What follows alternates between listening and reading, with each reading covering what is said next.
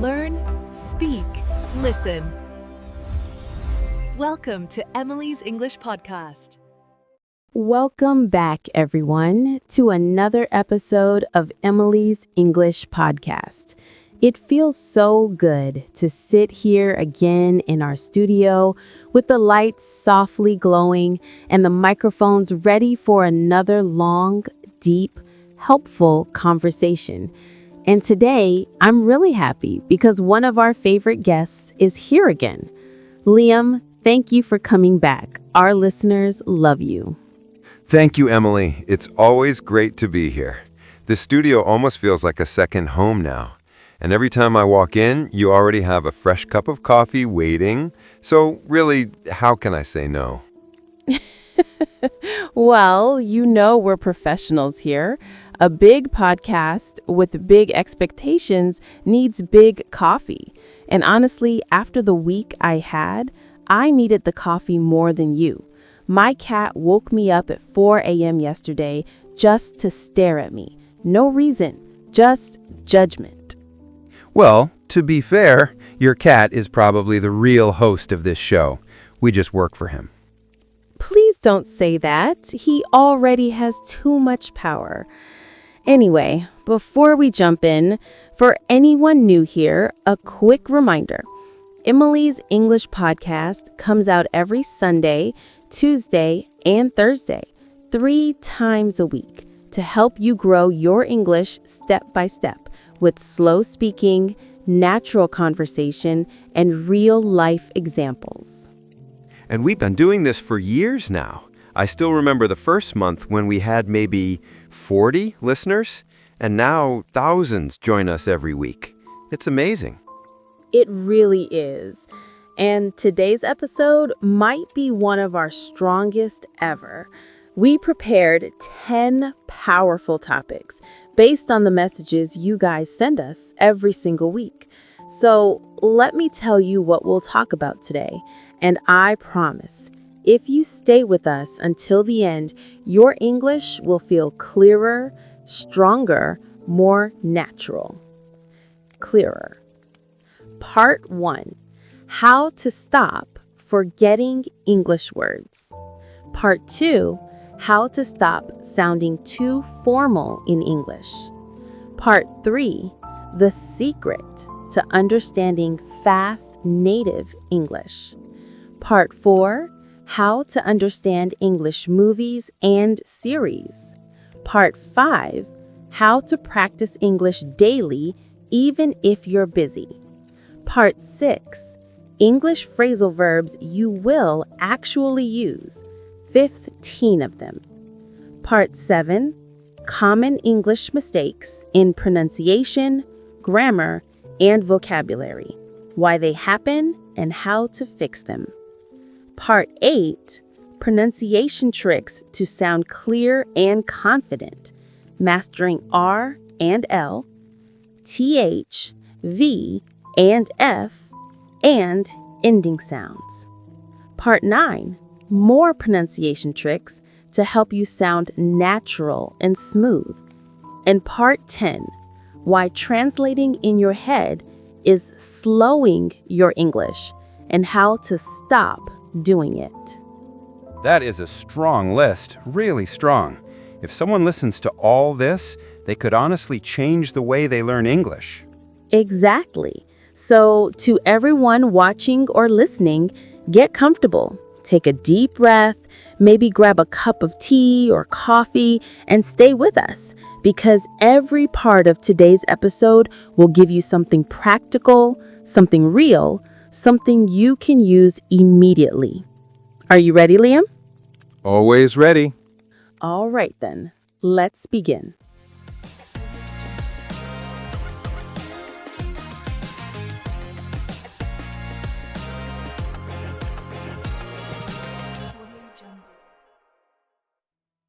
Liam, this is probably the #1 problem for every English learner.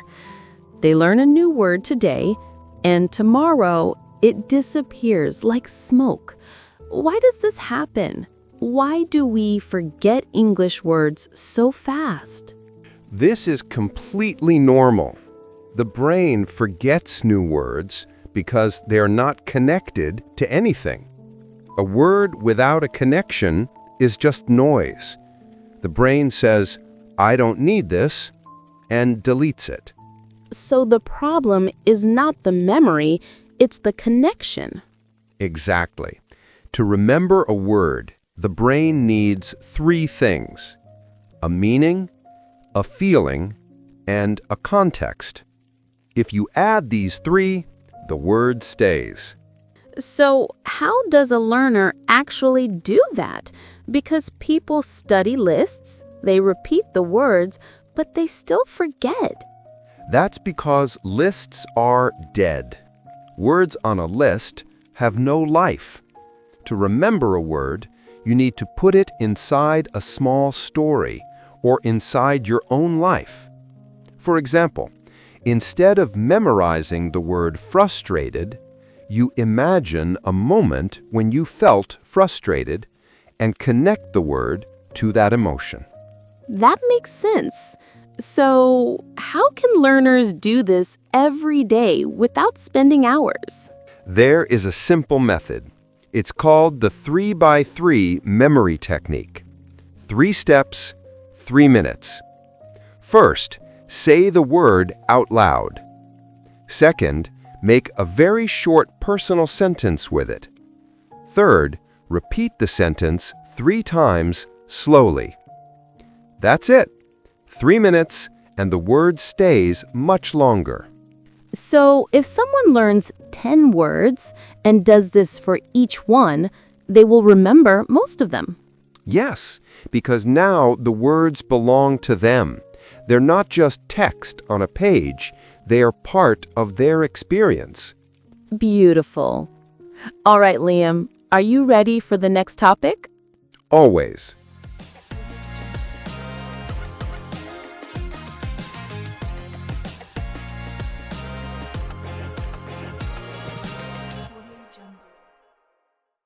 Liam, many English learners, especially intermediate learners, sound very formal when they speak. Not wrong, just formal. Like a business email, not a real conversation. Why does this happen?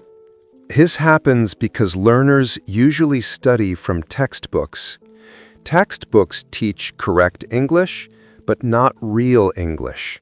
So learners say things like, "I do not know," instead of "I don't know," or "I am going to the store," instead of "I'm going to the store." It sounds correct, but not natural. So the problem isn't their grammar, it's their style. Exactly.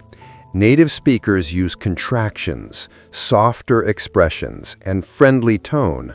When learners don't use these, they sound too serious, even when they don't want to.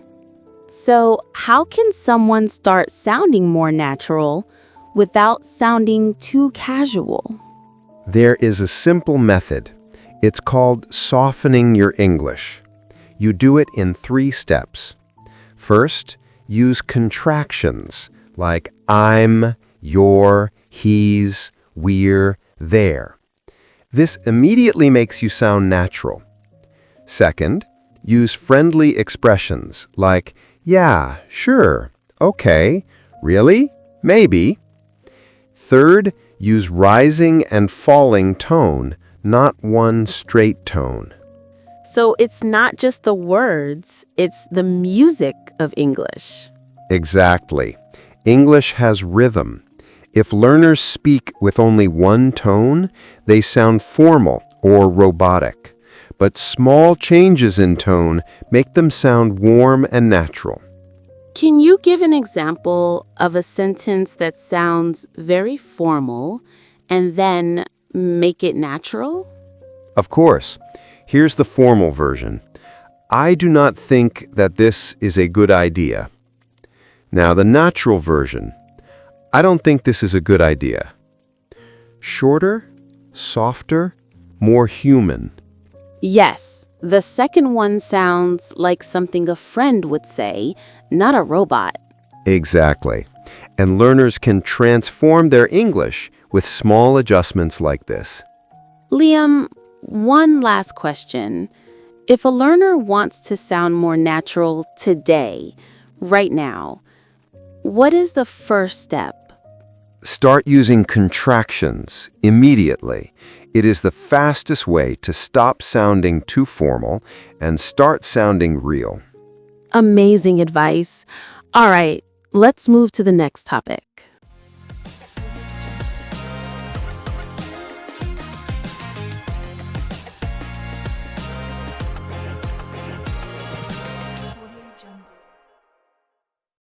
All right, Liam. Topic number 3, a big problem for intermediate learners. They say, Emily, I can read English, I can speak English, but when native speakers talk fast, I understand nothing. Why does this happen, really? This happens because native speakers do not speak with clear spaces between words. They connect everything. So, what are you doing becomes what you doing. And did you eat yet becomes did you eat yet? Learners listen for separate words, but natives speak in one long sound. So the problem isn't the learner's vocabulary, it's the speed and the connection. Exactly. Native English is full of linking sounds, reductions, and fast rhythm. It's not clear and clean like in textbooks. Learners think natives speak fast, but actually, they just connect words.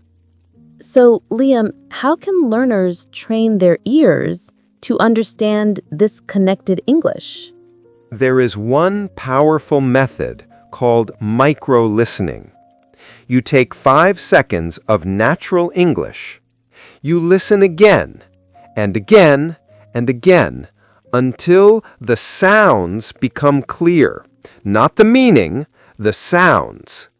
This trains the brain to hear English the way natives speak it. So the learner is basically teaching their brain new sound patterns?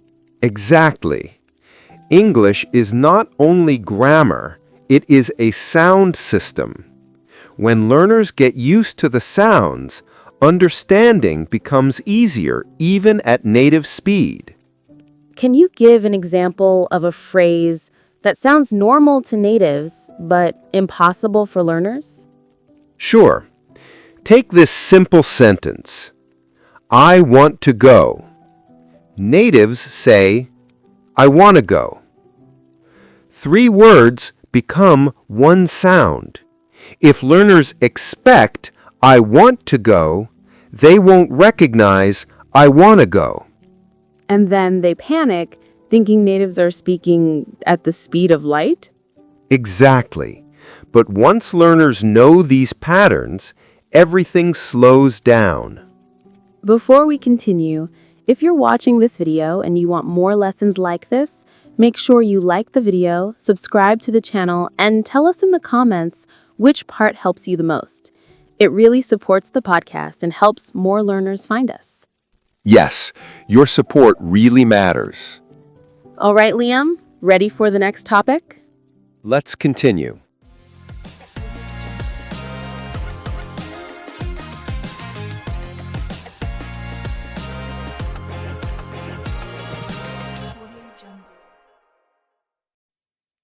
A lot of English learners tell us something very common. They say they understand English in class, but when they watch movies or series, everything suddenly feels too fast, too chaotic, almost impossible to catch. Why does this happen?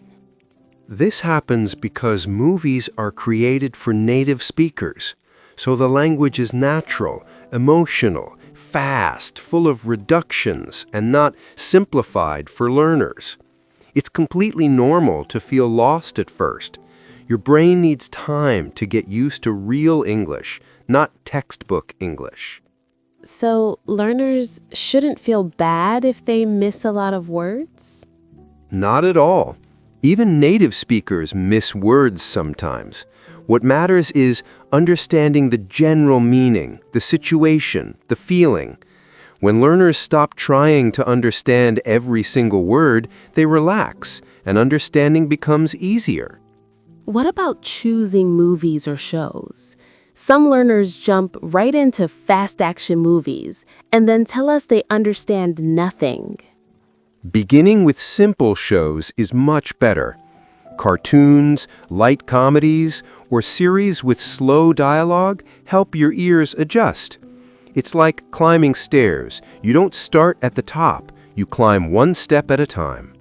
Many learners ask about subtitles. What's the best way to use them? Using subtitles in your native language stops your brain from listening. So English subtitles are much better. You hear the words and you see them, and your brain makes the connection. A great technique is watching a short scene twice, first with English subtitles and then without them. And if a scene is really difficult, should learners pause every few seconds? Pausing too much breaks the rhythm of the story. It's better to watch normally, then go back later to the difficult parts. The natural flow helps your listening more than you think. Movies also have a lot of expressions that students never learn in textbooks. Should learners write them down? Yes, but only a few. Choose 1 or 2 expressions from each episode and use them in your own speaking. Small daily progress builds strong fluency. What about repetition? Some students repeat short scenes again and again. Repetition is extremely powerful. Your ears learn the rhythm of real English. This is exactly how children learn their first language, hearing the same sounds many times.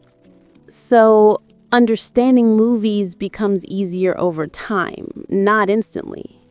Exactly. The first movie feels difficult.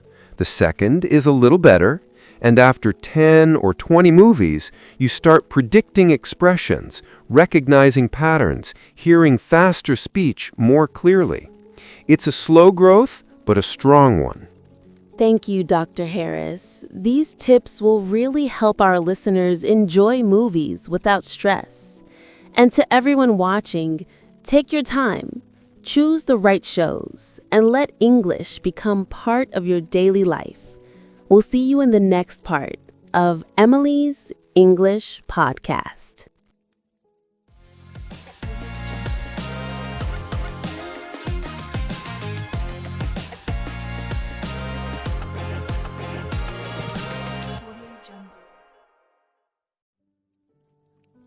So many learners tell us, I want to improve my English, but I'm too busy. They have work, school, family, stress, and they feel there's no time left. Is it really possible to practice English daily, even with a busy schedule? Yes, absolutely. The problem is not time, it's the method. Most learners think they must study for 1 hour, sitting at a desk with a notebook. But real progress comes from small, simple daily habits. Even 10 minutes a day can create huge improvement if done correctly. So, what's the first step? If someone is very busy, what should they do first? The first step is to connect English to something you already do. For example, if you drive to work, listen to English for 5 minutes. If you cook, listen to a short podcast. If you scroll on your phone, change your social media to English. You don't need extra time. You just change the language of the time you already use. That actually sounds simple, almost too simple. But does 5 or 10 minutes really make a difference? Yes, because daily repetition trains the brain better than long, rare sessions. 10 minutes every day is stronger than 1 hour once a week. The brain remembers what it sees repeatedly. Many learners also feel guilty if they don't study properly. They think podcasts or YouTube videos don't count as learning. What do you say about that? I tell them this. Native speakers learned English by living with the language, not by studying grammar books. Listening, watching, reading, speaking, these are all real practice. Anything that keeps you in contact with English counts as learning. What about speaking practice? Many learners say, I have nobody to talk to. Speaking can be practiced alone. Learners can talk to themselves for 1 minute a day. Describe what they see, what they're doing, what they're thinking. This trains fluency and confidence. Even speaking to a mirror helps. Another option is shadowing, repeating sentences from a video slowly, then naturally. So they don't need a partner to improve speaking? No, a partner helps, but fluency begins internally. Your mouth, your memory, your rhythm must practice every day, even without another person. And for vocabulary, how can a busy learner memorize new words without feeling overwhelmed? The secret is to choose only 3 words per day. Not 10, not 20, just 3. Use them in a sentence. Repeat them at night. This micro-learning builds a strong vocabulary in the long term. Some learners also say, I don't see progress. How do they stay motivated? They should track very small wins. Maybe today they understood 1 joke in a movie. Maybe they spoke 1 minute without stopping. Maybe they learned 1 new phrase. Many small wins create big confidence over time. I love that. It makes English feel possible, even on the busiest days. Exactly. Progress comes from consistency, not perfection. Beautiful.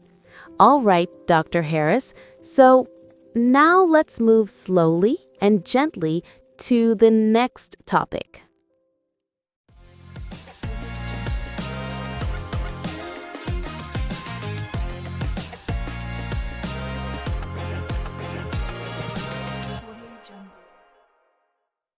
Today, I want to help our listeners sound more natural.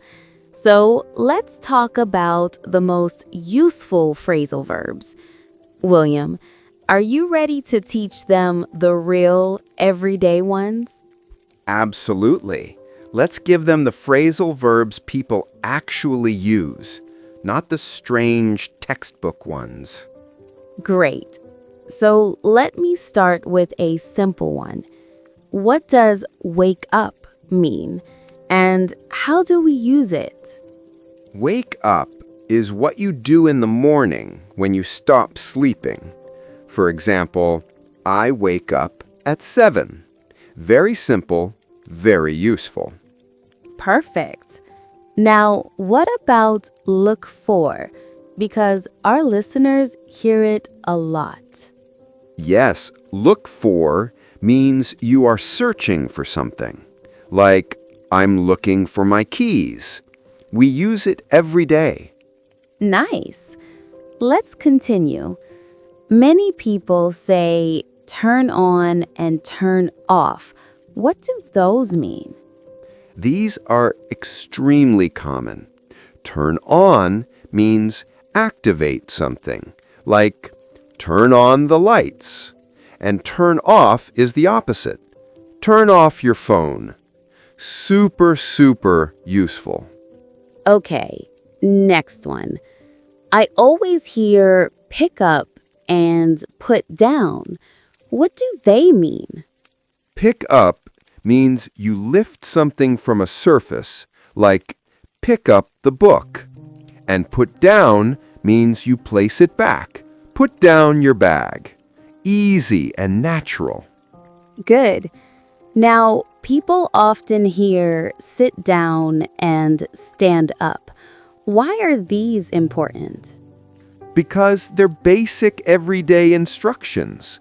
Sit down simply means take a seat, and stand up means rise to your feet.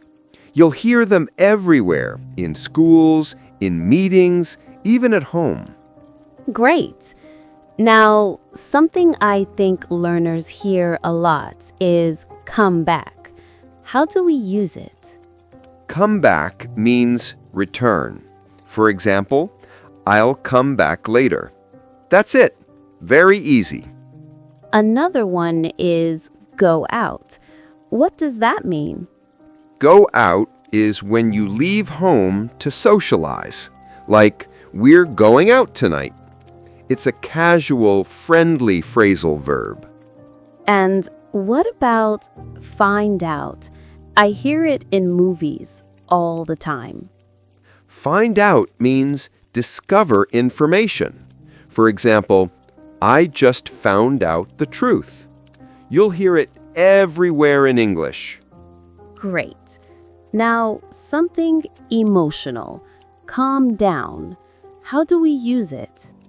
Calm down is used when someone is stressed or upset. You're telling them to relax. Like, please calm down. Everything is okay. Next, many English speakers say carry on. What does it mean? Carry on means continue. For example, carry on with your work. It sounds polite, natural, and very common. Good. And give up is a powerful one. How do we explain it? Give up means stop trying. But in learning English, I always say, don't give up. It's a strong, motivating phrasal verb. Last one. Hang out. What does it mean? Hang out means spend relaxed time with friends. Like, do you want to hang out this weekend? Very natural, very friendly. Perfect. These 15 phrasal verbs are a great start for anyone who wants to sound natural in English. If you're listening, try using at least 3 of them today, and you'll hear the difference in your fluency.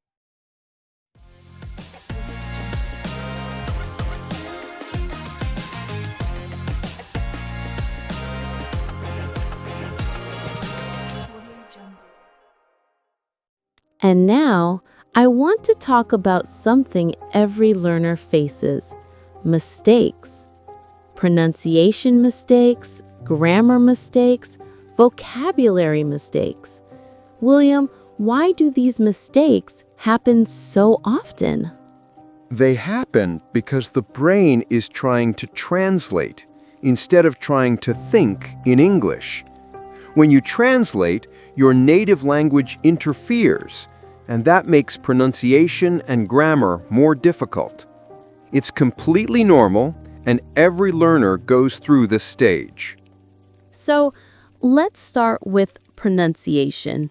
Why do people mispronounce English sounds? Because some English sounds don't exist in their language. So the mouth, the tongue, the muscles are not used to creating those sounds. For example, the th sound, or the difference between ship and sheep. These are new movements for the mouth, so mistakes are natural. And how can they fix pronunciation mistakes? By listening a lot and imitating slowly. Not fast imitation, but slow, controlled imitation. They should watch a native speaker's mouth, pause the video, repeat the sound, and record themselves. When you record yourself, you can hear the difference and correct it day by day. Let's talk about grammar mistakes. Why do people make grammar errors even after years of learning? Because grammar rules are often learned in theory, but not used in real conversation. When someone learns a rule in a book, they understand it logically, but when they speak, they don't have enough practice to apply it automatically. Grammar becomes strong only when it is repeated in speaking, not just reading. So, what is the best way to fix grammar mistakes? Use short, simple sentences first. Many learners try to speak like native speakers immediately, but that creates confusion. Start with simple structures, perfect them, and slowly build. And speaking daily, even for 5 minutes, will help grammar become automatic. Now, vocabulary mistakes. Sometimes learners use the wrong word or a word that sounds strange in context. Why does this happen? Because they learn words without learning how native speakers actually use them.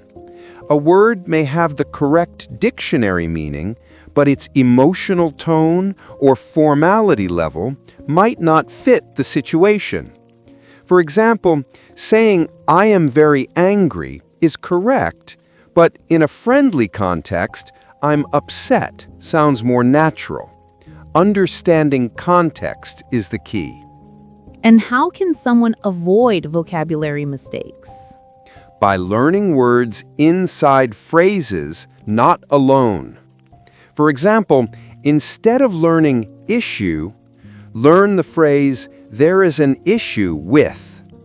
Or instead of learning recommend, learn, "I recommend that you." When you learn the phrase, you learn the natural usage and you avoid mistakes automatically. So basically, mistakes happen because learners translate, memorize rules, and memorize words alone instead of using English naturally. Exactly. And mistakes are not a sign of failure. They are a sign of progress. Every mistake shows that you are trying, and trying is the only path to improvement. The important thing is to notice your mistakes and fix them slowly, one by one. Thank you, William. This is really powerful. And if you're listening right now, remember, every mistake you make is proof that you are learning. Keep going, keep speaking, and one day these mistakes will disappear naturally.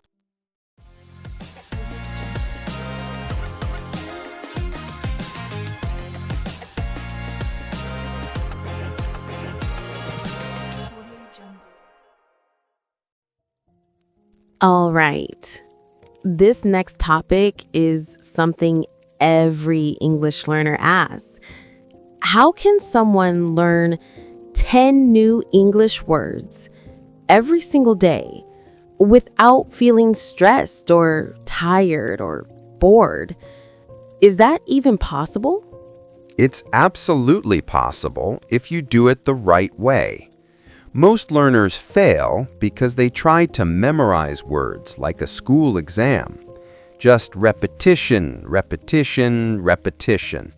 The brain doesn't like that. It gets bored very fast. So, if the brain hates boring memorization, what should learners do instead? They should use what I call natural exposure learning. The idea is simple. You learn words by seeing them in real life, not by forcing them. For example, instead of memorizing the word interrupt, you hear it inside a podcast, or you read it in a story, and suddenly it sticks naturally. So you're saying the key is to learn words inside a context, not alone. Exactly. The brain loves stories, images, emotions. If a word is connected to a moment, a scene, or a feeling, the memory becomes stronger. That's why learning 10 words a day is easy if each word has a story. But what about learners who don't have time? Some people study, work, have families. They barely have 10 minutes. 10 minutes is enough. Here's a simple method, extremely effective. Step 1. Choose 10 new words from something you already enjoy, a podcast, YouTube video, or short article. Step 2. Write each word in a tiny sentence, just 5 or 6 words. Step 3. Read all 10 sentences out loud, once in the morning and once at night. That's it. That feels incredibly simple. It is. And here's another trick. Use word families. If the new word is create, you can also learn creative, creation, and creativity. It feels like learning one word, but you actually learn 4. Smart. Really smart. And what about using apps? Many learners download vocabulary apps but quit after 1 week. Apps can help, but they must be used lightly, not as homework. 5 minutes a day, no pressure. The real power comes from using the new words in your daily life, speaking them, writing them, hearing them. That's how vocabulary becomes permanent. So, Dr. Harris, if you had to give learners one simple rule, just one, for learning 10 words a day, what would it be? My rule would be connect every new word to something you care about. If the word means something to you emotionally, your brain will remember it. I love that. Simple, human, and powerful. All right, are you ready for the next topic? I'm ready when you are.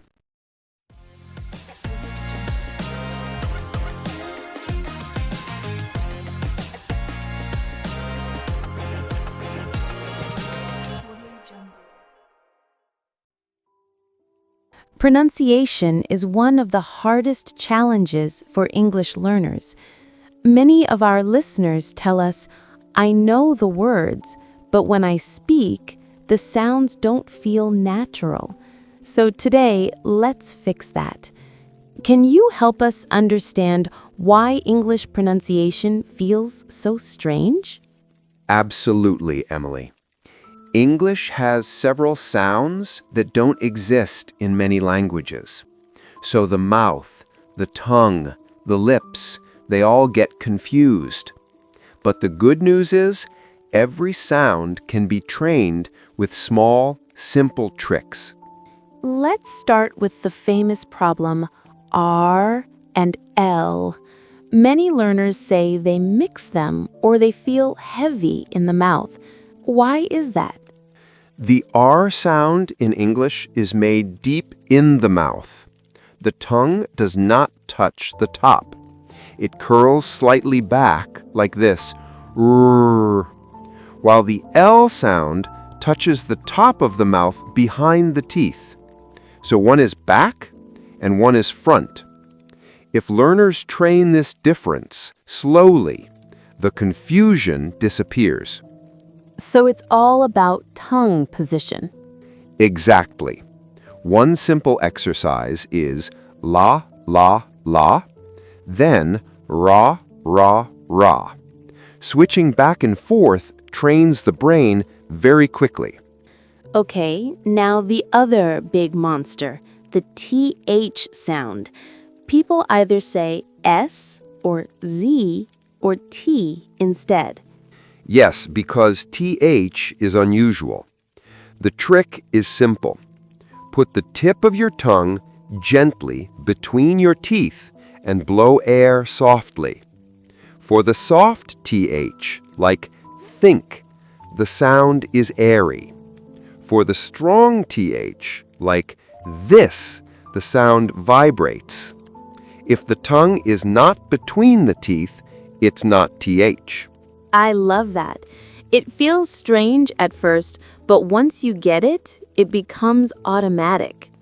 Exactly. And then we have V and F. These are often mixed because they use the same mouth shape. The only difference is vibration. For F, air only. For V, the lips and teeth stay the same, but the sound vibrates. F, V, F, V. A simple mirror exercise fixes this fast. And ending sounds. That's another big problem. Learners often drop the last sound, especially T, D, K, P. Correct. Ending sounds are essential in English because they change meaning. For example, cat, cap, bab. 3 different words. One helpful trick is to exaggerate the ending sound during practice. Cat, cap, bab. When learners exaggerate during training, they speak clearly in real life. So the formula is simple. Train slowly, exaggerate, repeat, and the brain will adjust. Exactly. Pronunciation is not talent, it's muscle memory. A few minutes per day makes a huge difference. That was amazing, Dr. Harris. All right, shall we move to the next topic?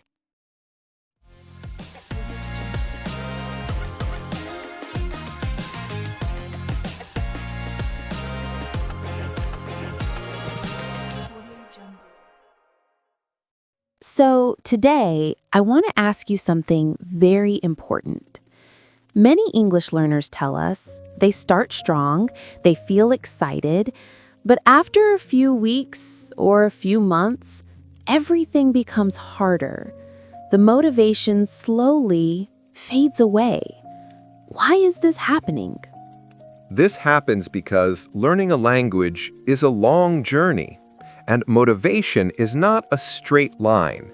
It goes up and down. It rises and falls. And when learners see the low moments, they think something is wrong with them. But truly, this is completely normal. So it's not a problem with the learner, but with the expectations. Exactly. Many learners expect constant excitement every single day. But real progress comes from routines, simple routines, small, daily actions, 5 minutes of listening, 1 short paragraph of reading, reviewing 1 new phrase. These tiny actions create real growth. So the goal isn't motivation. The goal is building a system?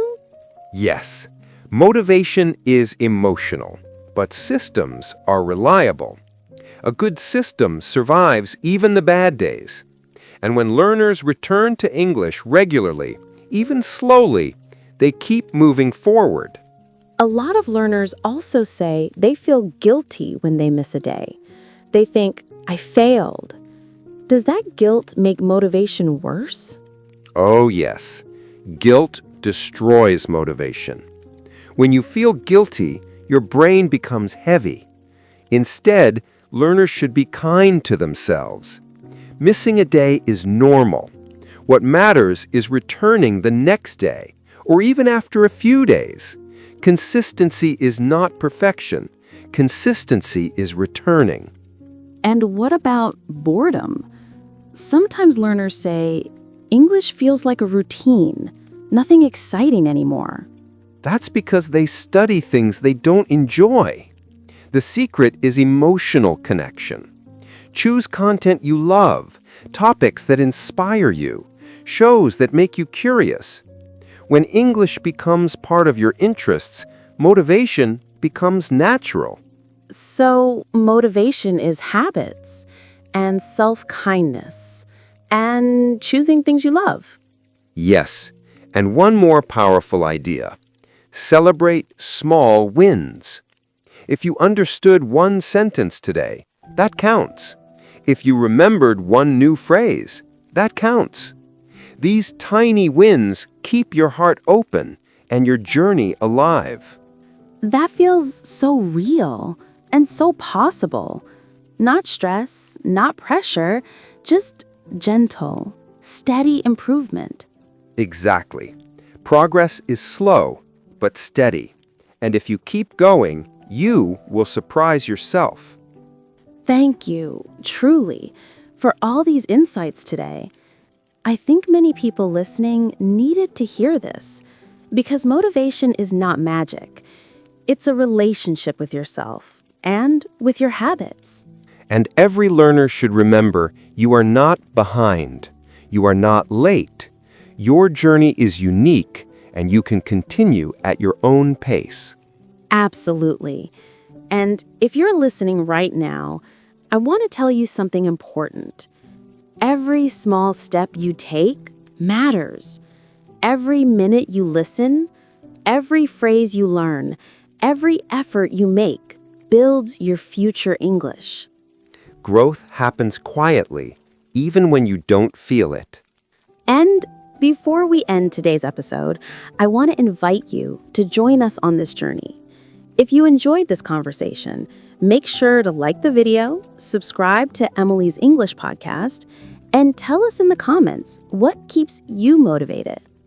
We have more amazing topics coming, and I promise the next episode will help you learn English even faster and with more confidence.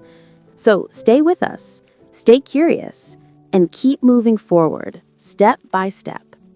Thank you for having me, and thank you to everyone listening. And we'll see you in the next episode.